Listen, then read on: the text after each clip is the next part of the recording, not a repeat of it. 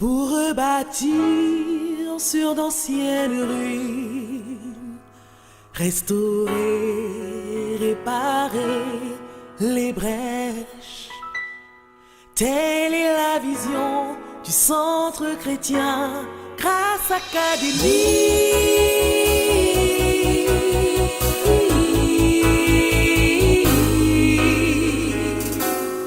Que la lumière soit.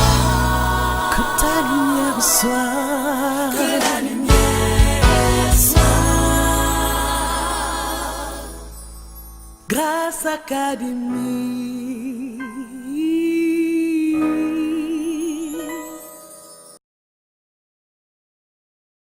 Le diable essaiera, mais il ne réussira pas. Il va venir, mais il fuira. Le Seigneur ordonne que tu sois puissant. Tu seras puissant dans ton mariage. Tu seras puissant dans ton foyer. Peu importe ce que le monde nous propose, nous espérons en l'Éternel.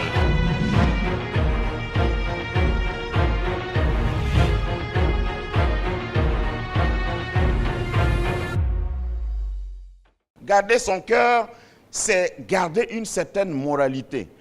Même dans ton habillement, on sent que tu gardes ton cœur, tu te protèges. Quand un homme voit ce qui est exposé, il veut juste expérimenter, mais il ne veut pas garder. Donc quand tu exposes, si c'est en haut là que tu exposes, ils veulent toucher, voir c'est fait de quelle matière. Si c'est en bas là aussi que tu exposes, ils veulent toucher, voir, mais ils ne veulent pas garder. Ils disent ça là, ça c'est pour tout le monde. Non. Je vais chercher pour moi-même.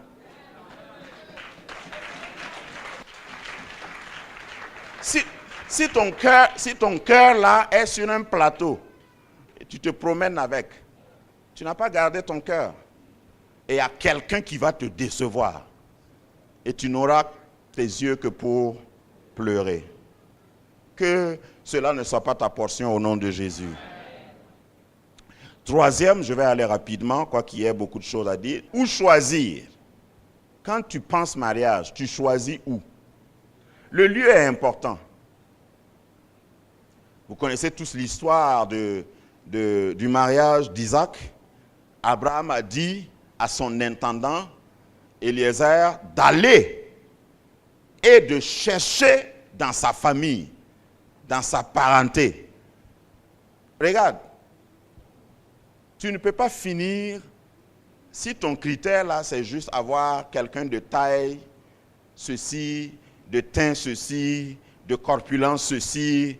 Ça, ce n'est pas le critère à avoir. Où est-ce que tu dois choisir? Il faut que tu choisisses dans la maison de Dieu. Ça t'élimine déjà beaucoup de problèmes. Assure-toi que la personne que tu choisis là peut porter le même joug que toi. C'est pourquoi la Bible parle de joug étranger. Quand tu es en joug étranger avec quelqu'un, parce que ici dans le contexte, c'est que tous les animaux doivent travailler et travaillent 2 à 2, mais on ne peut pas atteler un cheval et un bœuf dans le même joug. C'est facile à comprendre, non? Parce que si toi tu n'es pas cheval, et puis c'est cheval tu choisis, moi j'aime les chevaux. Ok. Tu vas mourir avant le cheval. Et tu vas subir des choses. Gardez seulement cette image. Ce sont les images que j'utilise toujours en la matière. Lorsque vous êtes attelé dans le même joug, pour avancer, celui qui va plus vite là, il va te blesser le cou. Ça va ressembler même à une pendaison, à un moment donné. Il y a un qui tire l'autre. Et c'est trop tard de dire, non, moi je ne vais pas aller. Celui qui est plus fort là, il va te blesser. Donc, n'entre pas en relation avec quelqu'un qui n'a pas les mêmes valeurs, la même foi, la même croyance, qui ne connaît pas le Seigneur. Il ne suffit pas que la personne dise, moi aussi je suis croyant. Il ne suffit même pas de dire que la personne dise je suis chrétien. Tu pries comment? Il y a des petits tests, on n'a qu'à prier. Vous fermez les yeux et puis vous le voyez. Lui, au lieu de prier, lui, il se recueille. Et c'est ça, lui, il appelle prière. Alors que toi, tu pries comme pasteur Kemtoré. Tu pries, tu marches, on dirait que tu es en bagarre avec quelqu'un. Lui, il n'a jamais vu ça. Il risque de croire que toi, là, tu es bizarre. C'est mieux de chercher quelqu'un. Si tu es en train de prier comme ça, il faut chercher quelqu'un qui prie comme ça. Il faut que tu saches où choisir. Si tu choisis dans la maison de Dieu, d'abord, Dieu est engagé. Dieu est témoin. Et puis, s'il y a quelque chose, Dieu te défend. Tu as impliqué Dieu. Je ne crois pas à ces enseignements qui compliquent la volonté de Dieu. C'est-à-dire, il y a des gens, quand tu les écoutes, en la matière de la volonté de Dieu, il faut prier, il faut vraiment jeûner. Et il y en a aussi qui passent 60 ans à chercher la volonté de Dieu pour le mariage. Ils ont cherché jusqu'à... Tous les cheveux sont blancs. Et ils n'ont pas encore... Non, ce n'est pas aussi difficile que ça. Si tu veux être sincère, ce n'est pas aussi difficile que ça. Le fait que tu sois chrétien n'enlève pas tes goûts. Allô? Et chacun de nous a des goûts. Déjà, ça c'est un peu vers la compatibilité. Déjà, tu dois savoir ce qui te plaît. Prenons un garçon qui veut, ce qui lui plaît, c'est une femme qui est grande de taille. Hein? Je vais exagérer. Une femme qui a 1m95. Donc, c'est ça qui lui plaît. S'il se convertit, est-ce que ça change? Non. Si tu aimais Bito avant ta conversion, même quand tu vas être converti, baptisé du Saint-Esprit, quand tu sens Bito chez ton voisin, tes antennes sortent. Donc, ça n'a rien à voir. C'est pas parce que tu es converti, tu dis, en tout cas, une femme, moi, ce que je voulais là, c'est... Mais comme maintenant, je suis dans le Seigneur, je vais prendre une femme de 1 mètre, pourvu que le Seigneur soit là. Avec le temps, si c'est plus tard, tu vois que ta secrétaire a les 1 mètre, j'avais dit 1 mètre combien? 95. Voilà. Si ta secrétaire a cette taille-là, c'est elle que tu vas regarder. Et puis, ce n'est pas la peine de chasser le diable. Il n'est pas encore venu. Ça, c'est toi. C'est toi. J'ai souvent dit, il faut prendre une femme que tu peux regarder quand elle n'a pas mis son maquillage. Vous savez que les femmes, quand elles se réveillent le matin, là, c'est là même leur beauté apparaissent.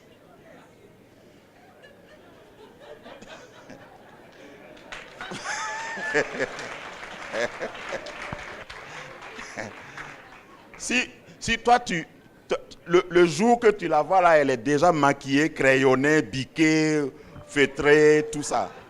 Clignotée, phare. Ça, tu ne la connais pas encore. Donc, choisis une femme que tu peux aimer même sans maquillage. C'est toi comme ça. Et je n'ai pas besoin que tu mettes quelque chose. Hein? J'ai appris beaucoup de choses. Fond de teint. Après la fondation, on met la construction. Hein? Moi, je n'ai pas besoin de tout ça. Je te connais comme ça et je t'aime comme ça. Oui.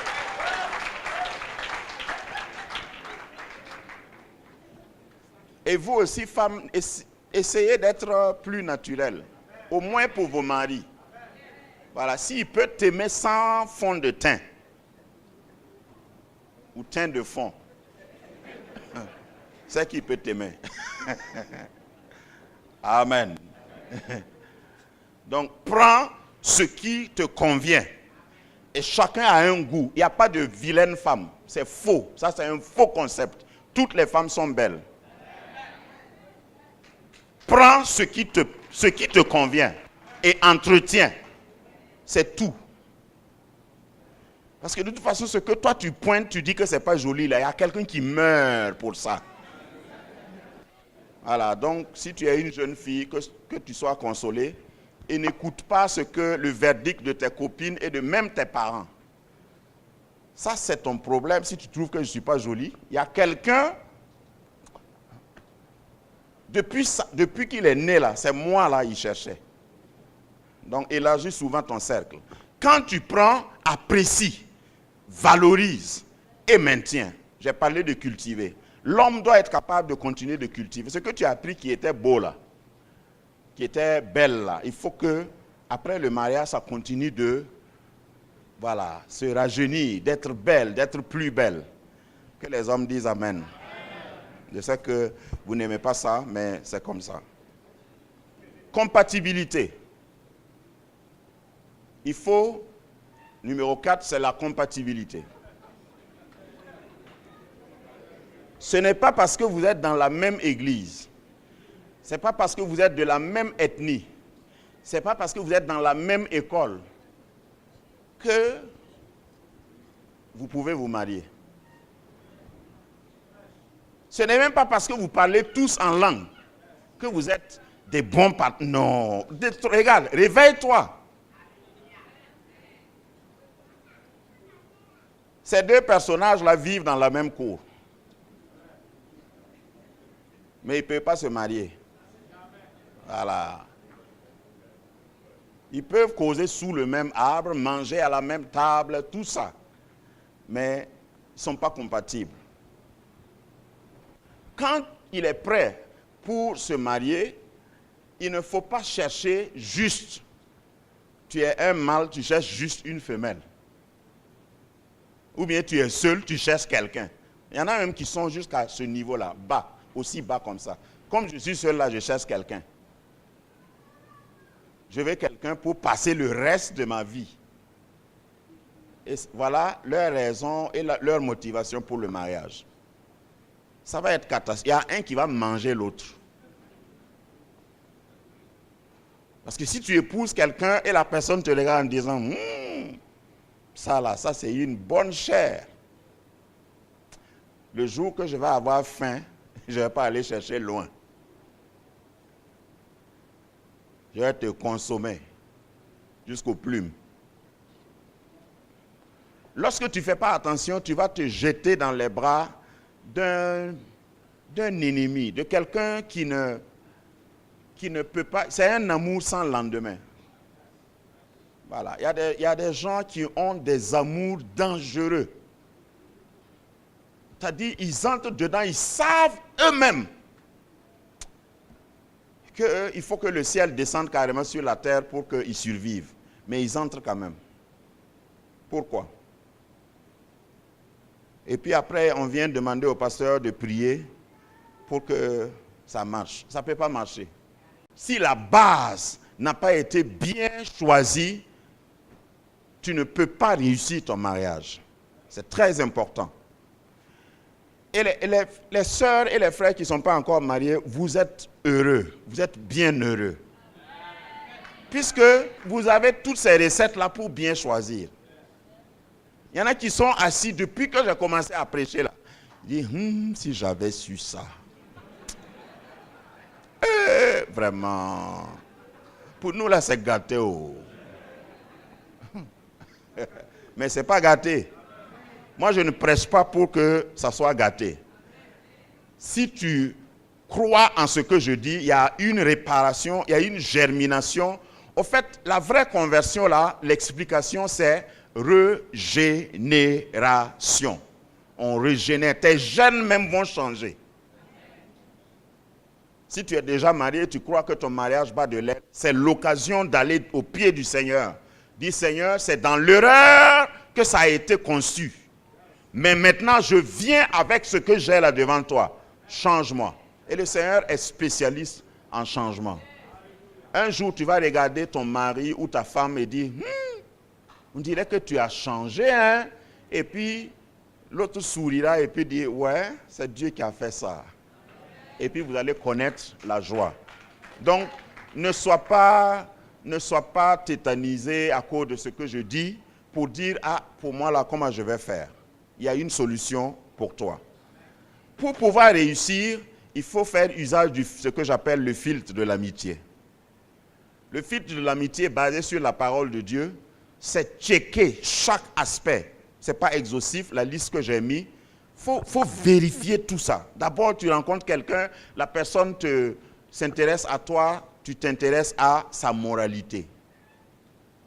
La moralité, tu t'intéresses à ses priorités. Qu'est-ce que la personne aime faire? Tu t'intéresses à ses valeurs. Hein? Parle, cause avec la personne. Et c'est pourquoi il y a un temps qu'on appelle les fiançailles.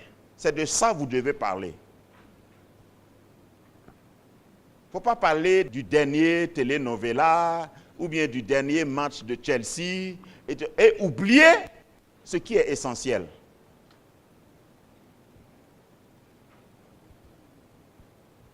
La motivation, la foi et la motivation.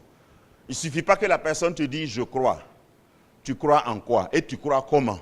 Et qu'est-ce que ta foi vient faire, à contribuer à faire dans ta vie? Il faut un témoignage. Quelqu'un qui dit qu'il croit, il a la foi et il n'a pas de témoignage, il ne croit pas. Il faut causer. Quand vous êtes au téléphone, vous causez de quoi? Il faut laisser les futilités là. La personne s'intéresse à toi, c'est pas tu penses à quoi? Hein? Rien que. Et puis l'autre aussi dit, tu penses même pas à moi? Hein, je pense à toi que. Ça, c'est pas causerie d'adulte, de personnes responsables. Il faut lui dire, on a prêché quoi à l'église? Tu penses quoi du message? Et puis vous discutez. Il faut lui dire, les élections qui sont passées là, toi tu penses quoi? Tu penses quoi par rapport à ce que nous vivons et à ce que la parole de Dieu a dit? Des sujets sérieux. Si la personne dit, yeah, je ne suis pas politicien, ouais. Il faut savoir qu'il n'y a rien dans Kungolo là. Cherche quelqu'un d'autre. Ouais. Parce que quand je parle de pensée, moralité, etc., il ne faut pas croire que c'est Bible. Tu connais combien de versets? 53. Ah, moi je connais 60. Ce n'est pas de ça que je parle. Grâce Académie, une vision, une plateforme, un cadre d'expression et d'épanouissement pour tout l'homme. Une ambassade du royaume de Dieu, un peuple d'adorateurs, un centre multiracial, une église sans cloison avec pour seule passion vivre la réalité de l'évangile de Jésus-Christ. Grâce Académie, une voix prophétique et une vision pour sa génération. Situé à Ouaga 2000, à 700 mètres de l'ambassade des États-Unis, côté Est. Grâce Académie. Motivation, qu'est-ce qui te motive? Qu'est-ce qui le motive? Qu'est-ce qui la motive?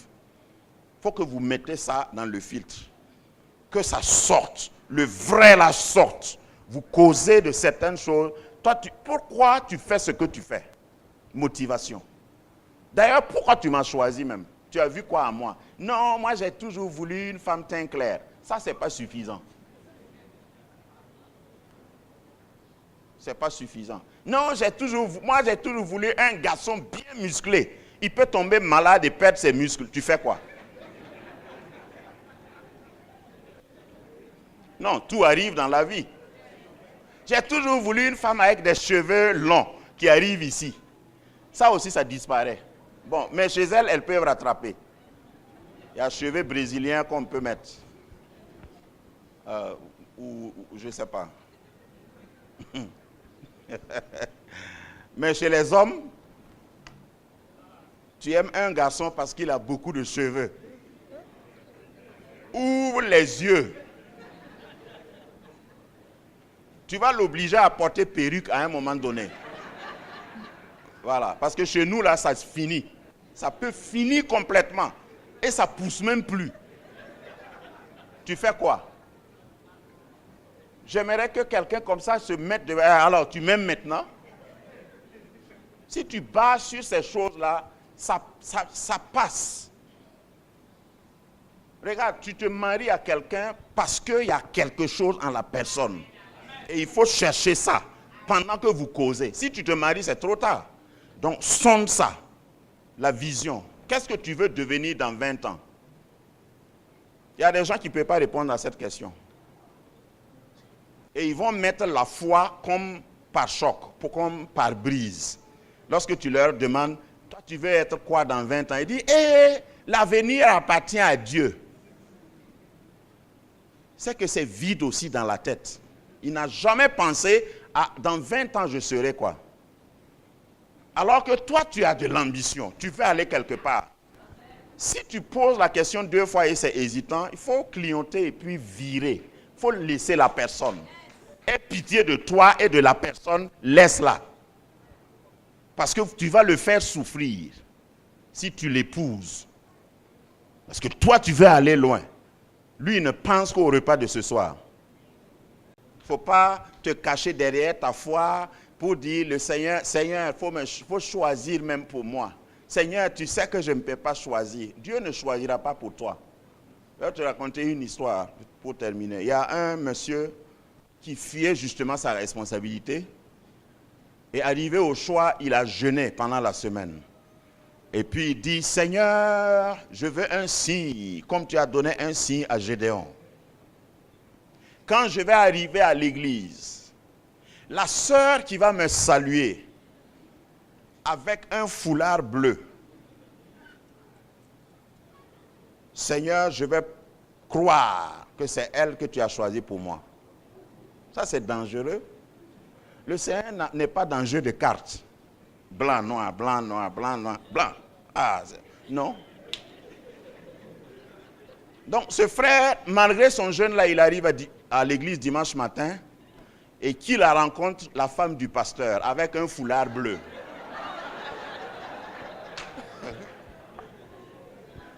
Bienvenue dans la maison du Seigneur. Ok, faut prendre ça comme la réponse de Dieu. On va te chasser du pays. Ta responsabilité est engagée. Dieu n'a même pas choisi Ève pour Adam. Lisez bien. Quand il a fini de créer Ève, on dit qu'il l'amena vers... Et puis Dieu n'a plus parlé. Normalement, c'est Dieu qui doit dire, bon, toi tu étais seul depuis Adam aussi, hein? Tu étais seul dans le jardin là. Tu vois quelqu'un apparaître, attends, Dieu va te dire, je te présente mademoiselle Ève, c'est vraiment une créature merveilleuse, et en réalité, c'est Adam qui a parlé. En regardant Dieu, voici cette fois-ci, celle qui est os de mes os, et chair de ma chair, alors que le gars dormait quand on fabriquait la femme là. On l'appellera femme, parce qu'elle a été tirée de l'homme. C'est pourquoi l'homme quittera son père et sa mère. Et j'aime toujours demander, le père et la mère de Adam, c'était qui? Je crois qu'un des problèmes, une des causes des problèmes d'Adam, c'est dans ce verset-là. Se marier, ça ne veut pas dire quitter Dieu. Non. Il faut laisser Dieu, il va célébrer le mariage là-haut. Et je termine sur cette note. Il y a des gens, dès qu'ils ont vu, ils ne veulent plus suivre le protocole. On n'a qu'à vivre ensemble. Moi-même, je sais. Et il y en a qui vont jusqu'à dire, on peut tout faire maintenant, même aller au lit ensemble, puisque je sais maintenant que c'est la volonté de Dieu. Et puis, tu seras ma femme. En tout cas, si tu m'aimes, il faut accepter. Et malheureusement, il y a des sœurs qui acceptent. Moins cher. Alors que l'homme valorise ce qui est cher. C'est ça. Mais quand tu es moins cher, l'homme commence à ne plus te valoriser. Donc, garde ton cœur. Et assume tes responsabilités. Et il faut choisir dans la maison de Dieu. Et il faut, dans le choix là, veiller à la compatibilité. Tu ne peux pas être compatible avec tout le monde. Et dans compatibilité, là, je n'ai pas fini de développer. Il faut faire même des tests. des tests, des examens médicaux. Même si tu parles en langue, va regarder ton groupe sanguin et son groupe sanguin là, est-ce que c'est compatible?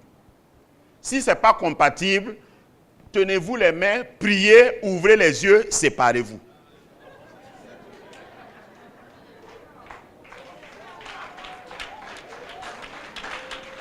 Ça veut dire qu'il n'est pas fait pour toi, elle n'est pas faite pour toi. Tu t'étais trompé. Assume ton erreur. Mais vous entrez dans le mariage. Non, non, non. Par la foi, au nom de Jésus de Nazareth, crucifié sur le mont Sinaï à Golgotha. Tu ne connais même pas ta Bible. Tu mélanges les versets, tu dis on va se marier. Dieu peut changer tout, même ton groupe sanguin. Après, tu as des problèmes. Quand sur le plan médical, sur le plan biologique, vous n'êtes pas compatible, ça fait partie de l'interdit de Dieu. Il faut dire non, on n'est pas fait l'un pour l'autre, on se sépare, et puis sans regret. Puisque ta correspondance est quelque part, sa correspondance aussi est quelque part. Mais je comprends pourquoi certains ne peuvent pas, même quand ils remarquent des choses claires comme ça, ils continuent, parce que tu as déjà compromis. Le ver est dans le fruit. Et puis il y a certaines personnes, au moment où tu dis tu vas te séparer, ah bon, c'est aujourd'hui que tu dis que tu vas m'abandonner, après tout ce qu'on a fait là. Oui, tu as fait. Comme tu as fait, il faut faire. Mais quand tu entres dans le mariage, dans la relation et tu te gardes pur. Regarde, souvent c'est les hommes. Hein. Non, il faut prouver que tu m'aimes. Si tu m'aimes vraiment, pourquoi? Pourquoi tu ne veux pas qu'on fasse? Même s'il pleure du sang, renvoie-le au nom de ton pasteur. Ici, là, j'ai peur de dire au nom de Jésus, quoi. Il faut le renvoyer. Si tu ne veux pas, donc on va se séparer. Séparons-nous donc. Je préfère garder mon intégrité. Comme ça, si ça coince à un moment donné, je me sépare tranquillement. Il ne faut pas mélanger les choses. Le monsieur n'est pas encore venu même te dire quelque chose sérieusement. Et puis tu dis, ah, si tu ne me donnes pas, je vais aller voir ailleurs. C'est qu'il voyait ailleurs. Il a une adresse. Pour ton information. Le célibataire qui n'est pas sérieux, il ne va pas être sérieux quand il sera marié. Je vous ai toujours dit ici que le mariage, là, c'est un amplificateur. Voilà. Avant le mariage, c'était un fornicateur.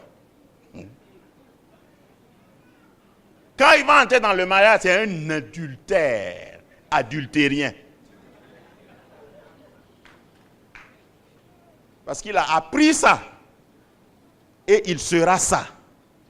Si jamais il ne vient pas au pied de la croix pour demander une repentance et une transformation, ne s'ensuit pas, c'est grave.